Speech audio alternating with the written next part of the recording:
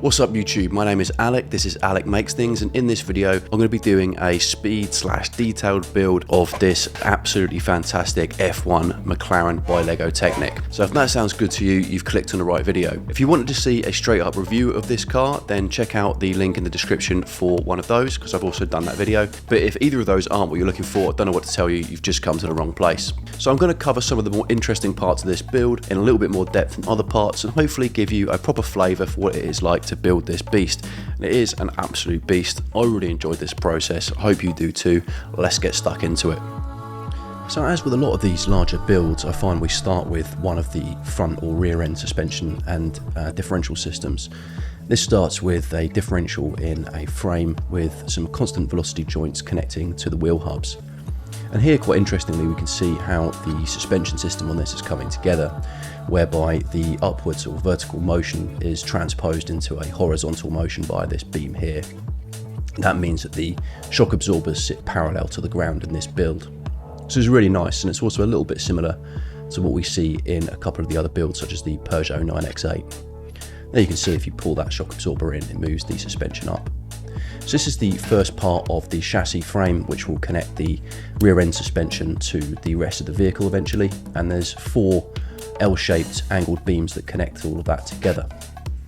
This bit I thought was just particularly nice. The issue that we have at this point in the build is that when the suspension arms are lifted or pushed, or any pressure is put on them, they start to lift all of the beams up above the suspension arm. And that needs, as you can see there, just needs to be pushed back down again. So what we've got here is a cross beam section and an axle that goes through that just locks all of that into place nicely. And as you can see, there's a couple of little extra bits that I put on here which just add a little bit more stabilisation to that system, and also add a few connection points for later in the build. And there we can see once these are clipped into place, we push up on that swing arm, everything is locked into place nicely. So this is one of the fake engine components, and we're just building the fake engine here. I thought I'd put this in because I haven't actually shown how to build one of these in any of the previous videos that I've done. I really like these systems. I think they're really interesting, and they add a little bit of interest to the overall build. I just really like them. I think they're very cool.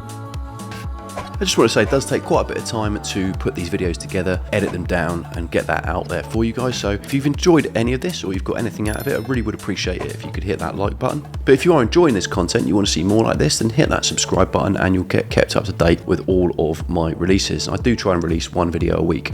So here I'm putting together the crankshaft, conrods and pistons. And it's very important just to pay attention because they all have a very specific orientation in the build, and if you don't put it together correctly, you'll end up running out of space, or they won't quite fit properly, and you'll end up having to go back and take it to bits. But I really enjoy these. I think they're very nice.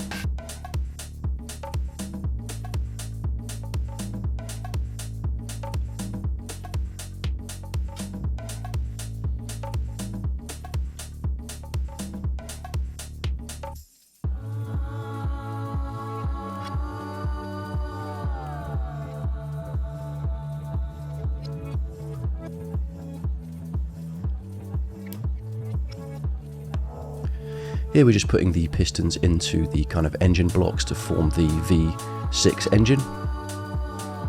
They go in pretty easily, it's not too difficult. This is probably one of the easiest parts of the build. I just thought it was particularly interesting. I really like this bit. And this engine block will actually connect directly to the differential at the rear of the car as well. That just means that when either of the rear wheels are turned, then the pistons will move as they do here. And this is what it looks like when it's all put together, and this concludes phase 1. Jumping into phase 2 of the build. So this is the front end suspension system, and it works very similarly to the rear end suspension system. So we've got a transfer of vertical motion to horizontal motion. We've also got the steering block here, so you can see this clearer from the bottom here. We've got a gear rack that moves when the axle is turned, and we can see this suspension moving here, so the vertical to horizontal transfer of motion, and the gear rack moving from side to side.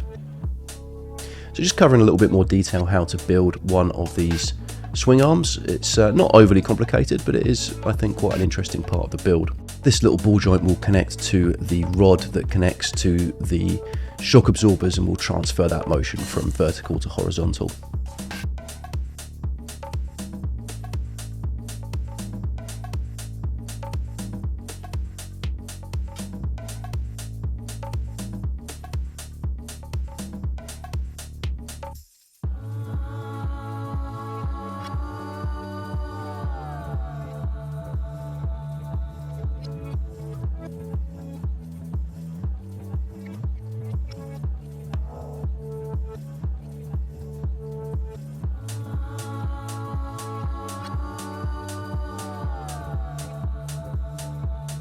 a couple more half beams to put on the end of this wheel hub component. There we go, just finalising that front end system. That's pretty much all put together now.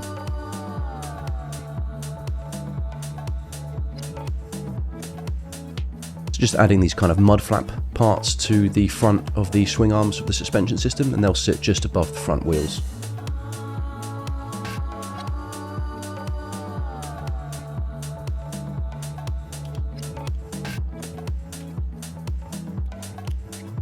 So breaking out the tweezers for the first time in this build so far, and we've got to put some of the dreaded stickers on the car. There's quite a few in this build, and some of them span multiple pieces as well, so you really do have to get your eye in the game in order to make this work.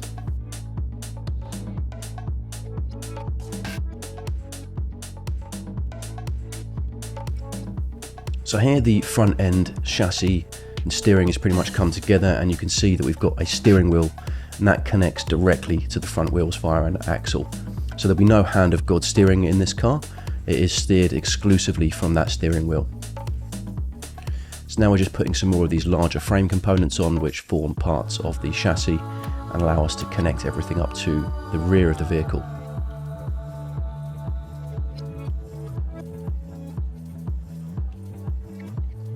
So it's always very satisfying, this part where we're connecting the front and the rear ends of the vehicle. And there's a few pins that all just kind of lock into place from different directions, and that keeps the overall chassis particularly stable. This also pretty much concludes the end of phase 2 of the build. So we've got the front end, the rear end, the steering, all of the suspension, the fake engine and the beginning of the cockpit all in place, and we're ready to start building out some of the rest of the vehicle. So moving on to phase 3 of the build, we're starting to build up the back end a little bit with those spoilers. And this component here that I've just put on will spend pretty much the rest of the build coming off every time I move the car. So we've got a few panels now that we've built up to kind of build up the width of the car, and this kind of forms the very bottom side of the chassis, which will support all of these fairing components here on the side, which really just start to build up the overall shape and lines of the car.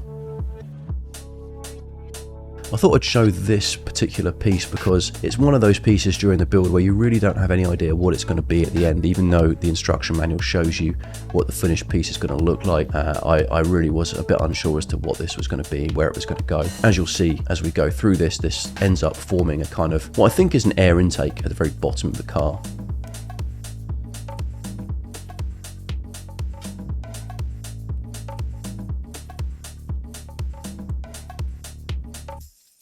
I think it's pieces like this that really show you just how incredible and complex the design process must be. The forethought that's needed when you're building these, knowing that, you know, further down the line you're going to have these components attached in certain ways. Just very, very clever engineering. I really like this. And then here you'll start to see as these little kind of fin pieces get put into place, that will form a kind of air intake looking thing on the bottom of the car. But these fins are another component on the vehicle, which honestly every single time you turn the car over as you're building it, and you need to do that as part of the instructions, you just knock those fins. So once it's actually put on a display shelf, I think you just align them and then just never touch them again.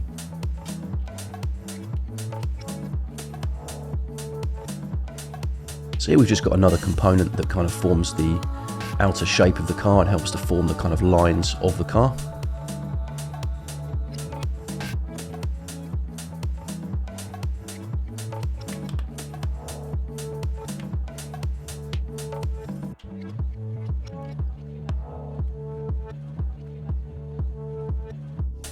More stickers, more use of the tweezers.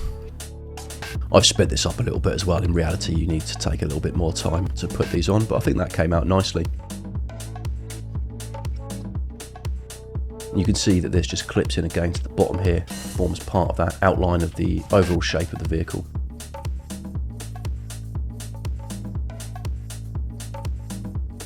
So here we move into phase 4. So this is the final phase of the build. And in this phase, we're really just putting together the final parts of the panels and exterior of the vehicle. These nice bright orange panels will form a lot of the top side of the car.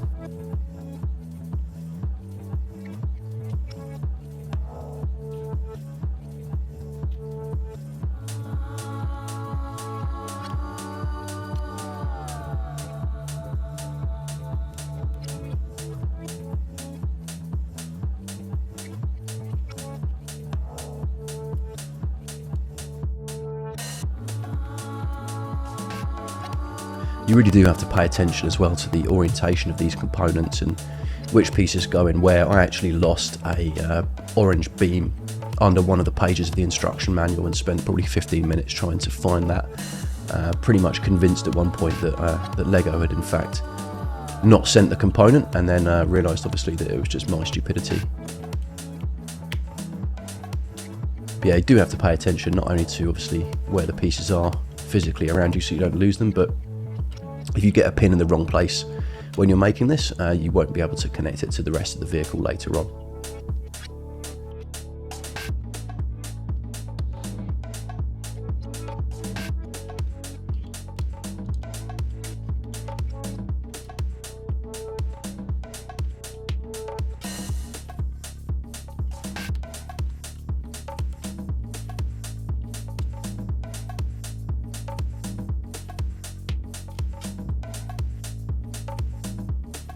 Here we break out the stickers again, and there's only one in this specific part here, but then later on we end up putting about 7 stickers on this one piece, and then we have to duplicate it for the other side. So it's dead important that you take your time to put this together properly, because it is symmetrical on the vehicle, and the eye tends to pick up those asymmetrical things when they're not in place properly.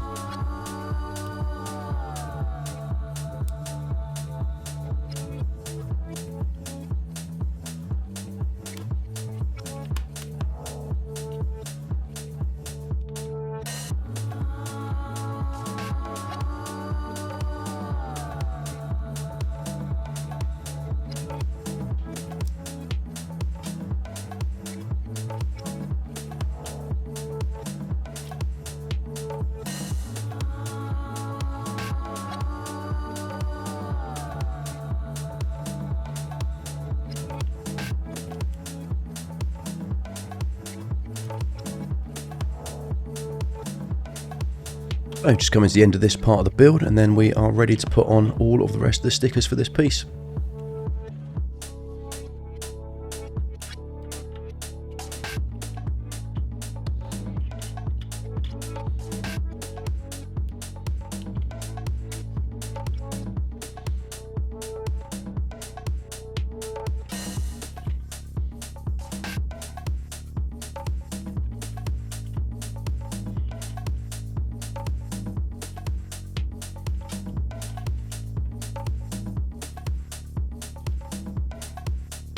Just one more piece, one more sticker for this, and then we are done.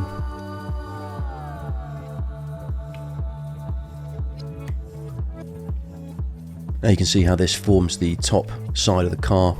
And this really makes it pop. I mean, this is kind of end game parts of the build process, but yeah, really nice. I think this absolutely makes the whole thing pop and come together beautifully.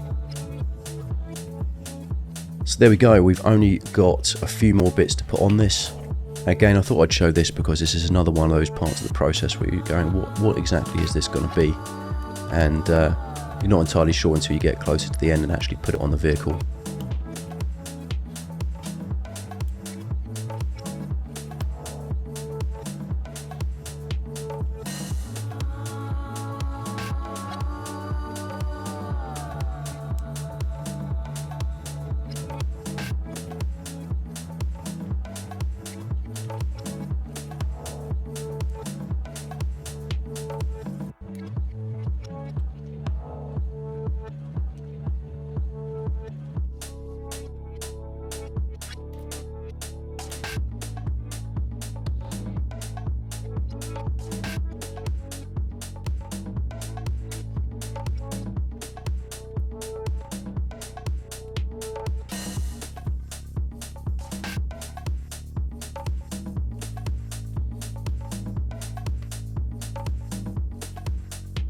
This is the giveaway as to what this piece is. This will be one of the wing mirrors.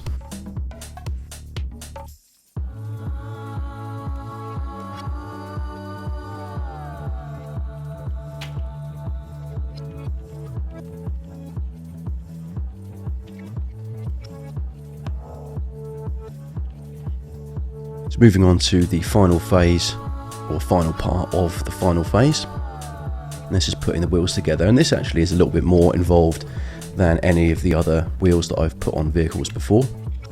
These wheels as well, I really like these. These are one of the most appealing parts of the set before I even bought it. I remember thinking that these looked absolutely fantastic, and they really make the whole thing pop. So I've just got a few bits that we kind of clip into place before we put the wheel hubs in the wheels, and then ultimately put all of that on the car itself.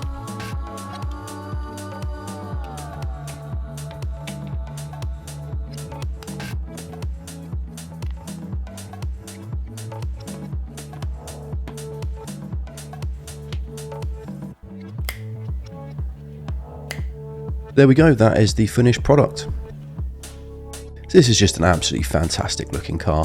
Everything from the colours, the lines, the wheels, really pops. At 65 centimetres, it's actually a very big model as well. It's the biggest model that I've got so far. And I really like it. I think it looks absolutely fantastic on the shelf. And it's got some really interesting components to it too. So it's got steering, which is controlled by the steering wheel, front and rear suspension. It's got a fake engine. It's actually got a little cutout at the rear so you can see the pistons moving up and down in the engine when the vehicle is moved. The rear spoiler is also has an adjustable component to it, so this blue panel at the back here is adjustable. Yeah, fantastic build. I really enjoyed building this. I hope you enjoyed watching it as well. Thanks for watching. If you've enjoyed this video, then smash that like button. If you want to see more content like this, then hit the subscribe button. And if you've got any comments, leave them in the comment section below. Otherwise, we'll see you next time.